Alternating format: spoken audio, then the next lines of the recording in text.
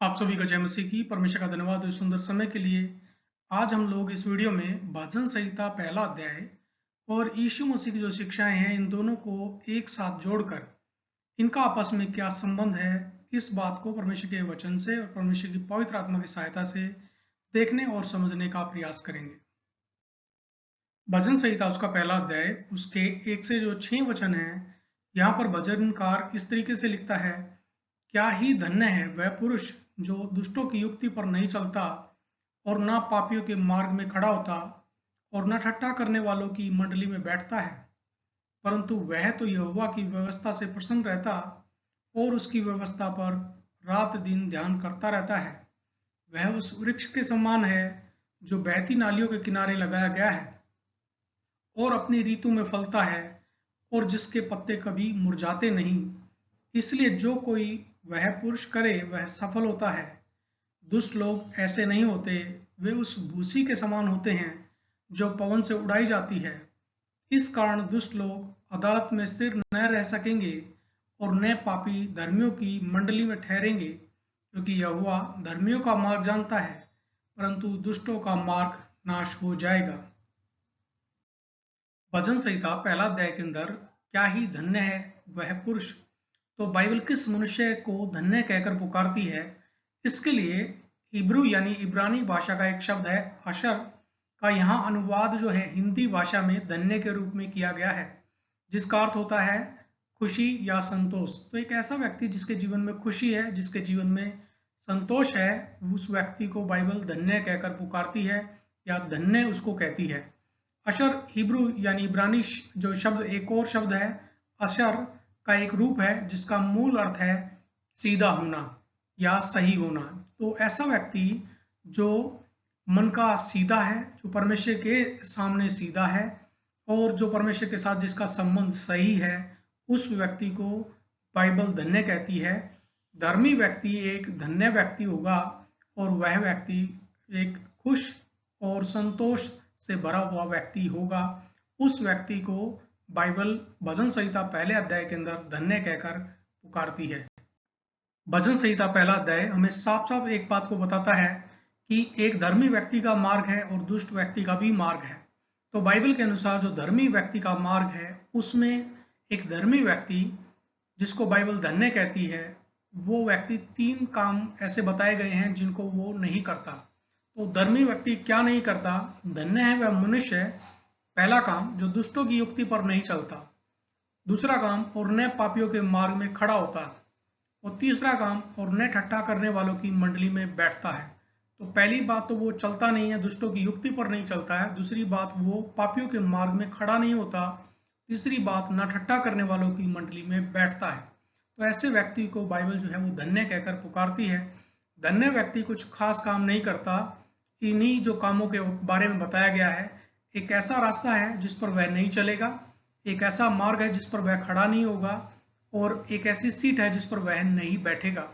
हम कह सकते हैं कि धर्मी व्यक्ति और अधर्मी व्यक्ति इस मामले में अलग अलग होते हैं कि वे कैसे सोचते हैं, उनकी सोचने का तरीका, कैसे व्यवहार करते हैं, उनके व्यवहार करने का तरीका, और वो किससे जुड़े हैं, किसके साथ संगति करते हैं।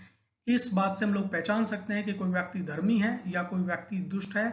वो धर्मी का जो मार्ग है और दुष्ट का जो मार्ग है, इस बात से आसानी से हम लोग इस बात को पहचान सकते हैं। धर्मी और दुष्ट दोनों जो लोग हैं, दोनों तरह के जो लोग पाए जाते हैं, उनके बीच में जो बड़ा अंतर है, वो अंतर ये है कि वो कहाँ उगाए गए हैं या कहाँ पर वो अपने समय को बिताते हैं, किन चीज़ों में अपने समय को लगाते हैं।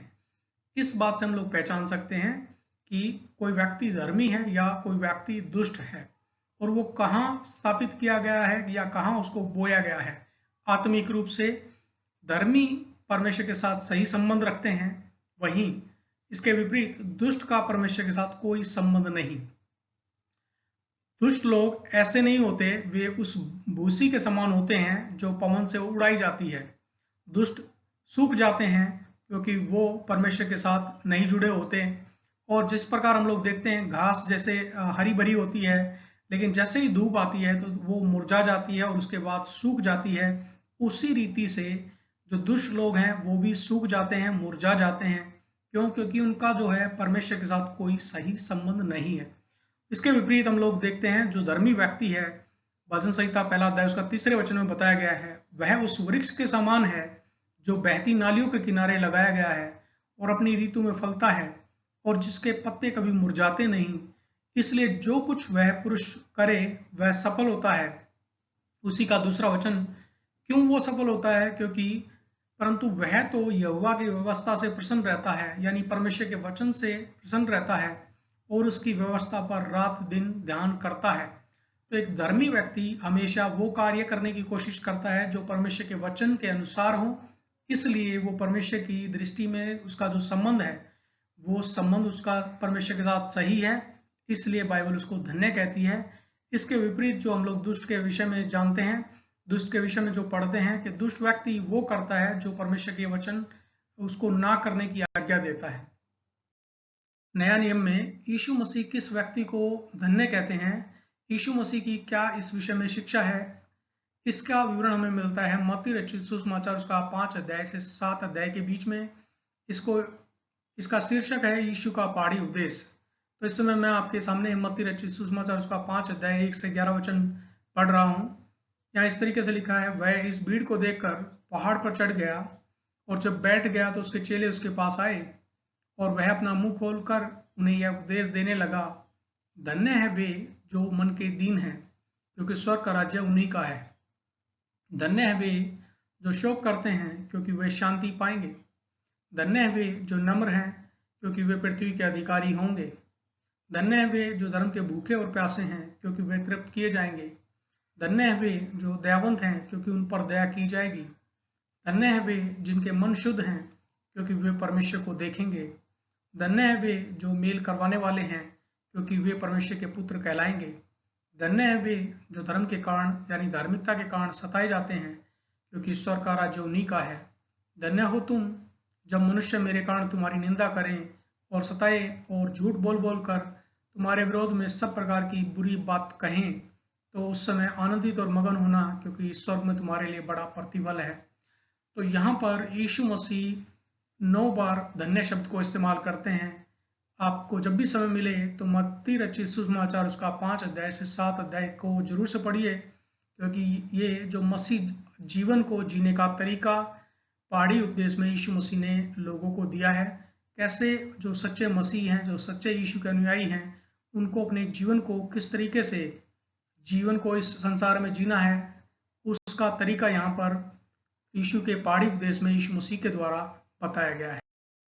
यीशु मसीह स्वयं ही जीवन के जल का सोता है। हम लोग इसका विवरण पढ़ते हैं यूहन्ना रचित सुसमाचार उसका 4 अध्याय 1 से आगे के वचन, जहां पर हम लोग इस बात को पाते हैं कि जो सामरी स्त्री है कुएं पर जल भरने को आई और यीशु मसीह ने उससे पीने के लिए जल मांगा और बाद में यीशु मसीह ने उसको स्वयं उस सामरी स्त्री से कहा कि अगर तुझे पता होता तुझसे कौन जल मांग रहा है तो तू मुझसे मांगती और मैं तुझे जीवन का जल देता, उसके बाद तू फिर से प्यासी ना होती। और आगे 14 वचन में हम पढ़ते हैं, परंतु जो कोई उस जल में से पिएगा जो मैं उससे दूंगा वह फिर अनंत काल तक प्यासा न होगा, परंतु जो जल मैं उसे दूंगा वह उसमें एक सोता बन जाएगा जो अनंत जीवन के लिए उमड़ता रहेगा। आगे के वचनों में हम लोग यूहन्ना रचित सुसमाचार 7 अध्याय 37 और 38 वचन में भी इस बात को पाते हैं। यीशु ने कहा, फिर पर्व के अंतिम दिन जो मुख्य दिन है, यीशु खड़ा हुआ और पुकार कर कहा, यदि कोई प्यासा हो तो मेरे पास आकर पिए। जो मुझ पर विश्वास करेगा, जैसा पवित्र शास्त्र में आया है, उसके हृदय में से जीवन के जल की नदियां बह निकलेंगी। भजन संहिता उसका पहला अध्याय उसका 2 और 3 वचन में भी हम लोगों ने इस बात को पढ़ा, परंतु वह तो यहोवा की व्यवस्था से प्रसन्न रहता और उसकी व्यवस्था पर रात दिन ध्यान करता रहता है। वह उस वृक्ष के समान है जो बहती नालियों के किनारे लगाया गया है और अपनी ऋतु में फलता है और जिसके पत्ते कभी मुरझाते नहीं। इसलिए जो कुछ वह पुरुष करे वह सफल होता है। तो यहाँ पर हम लोग इस बात को पाते हैं कि जो बहती नालियां के किनारे जो वृक्ष लगा है वो मुरझाता नहीं, उसके पत्ते कभी मुरझाते नहीं हैं और वो वृक्ष जो है हरा भरा रहता है, उसके अपनी ऋतु में वो फल फलता है।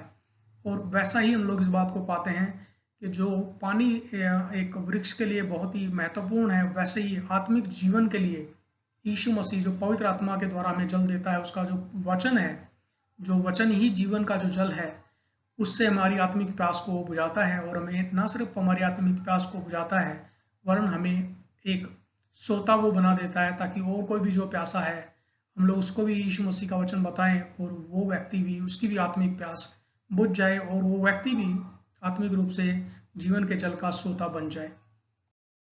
धर्मी और दुष्ट का अंत। भजन संहिता 1:6 में लिखा है, क्योंकि यहोवा धर्मियों का मार्ग जानता है परंतु दुष्टों का मार्ग नाश हो जाएगा। एक और वचन हम लोग यूहन्ना रचित सुसमाचार उसका 15 अध्याय में पाते हैं, 6 वचन, यदि कोई मुझ में बना न रहे तो वह डाली की नाई फेंक दिया जाता है और सूख जाता है और लोग उन्हें बटोर कर आग में झोंक देते हैं और वे जल जाती हैं। यूहन्ना रचित सुसमाचार उसका 15 अध्याय 5 और 8 वचन, मैं दाखलता हूँ, तुम डालियां हो, जो मुझ में बना रहता है और मैं उसमें, वह बहुत फल फलता है, क्योंकि मुझसे अलग होकर तुम कुछ भी नहीं कर सकते। मेरे पिता की महिमा इसी से होती है कि तुम बहुत सा फल लाओ, तब ही तुम मेरे चेले ठहरोगे। तो परमेश्वर का वचन उस व्यक्ति को धन्य कहता है। भजन संहिता 1 वचन, क्या ही धन्य है वह पुरुष जो दुष्टों की युक्ति पर नहीं चलता, न पापियों के मार्ग में खड़ा होता और न ठट्ठा करने वालों की मंडली में बैठता है।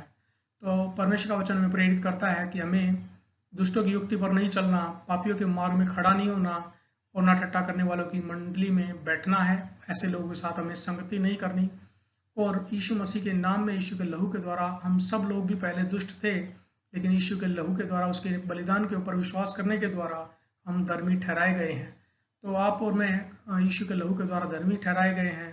तो नए नियम में आपको, मुझे भी परमेश्वर चाहता है कि हम लोग भी परमेश्वर के वचन के अनुसार धन्य जो हैं, उस धन्य की जो परिभाषा हमने पढ़ी, जिनका परमेश्वर के साथ सही संबंध हो, परमेश्वर की दृष्टि में जो सीधे हों, वैसा जीवन हमें परमेश्वर के वचन के द्वारा, परमेश्वर की पवित्र आत्मा के द्वारा इस संसार में जीना है। परमेश्वर आपको, आपके पूरे परिवार को, आपकी कलीसिया को बहुतायत से आशीष दे। जय मसीह की।